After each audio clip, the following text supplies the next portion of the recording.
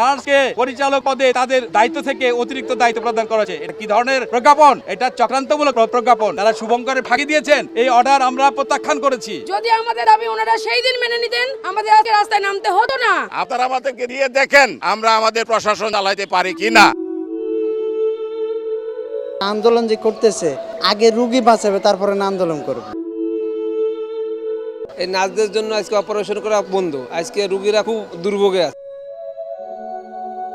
সকাল 8টায় ওটি হওয়ার কথা, তো 9টা থেকে নার্সদের আন্দোলন এখানে শুরু হয়েছে, যার কারণে এখন ওটি বন্ধ আছে। পেশেন্টের কন্ডিশনও সিরিয়াস। অপরাধ আছে, তারা এখন সেবায় কষ্ট হয়েছে, রোগীরও কষ্ট হচ্ছে, সময় মতন তাকে পাচ্ছি না আমরা।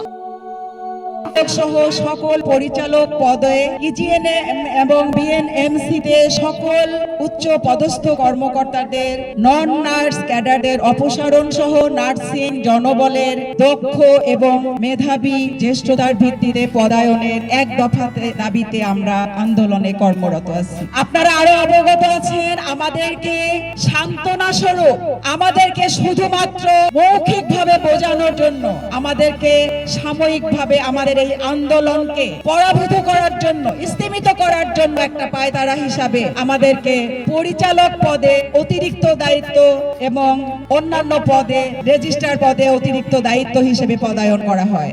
আমরা স্পষ্ট জানিয়ে দিতে চাই, আমরা কি তাহলে আজও অবধি কোনো পদে পদায়নের যোগ্য নই?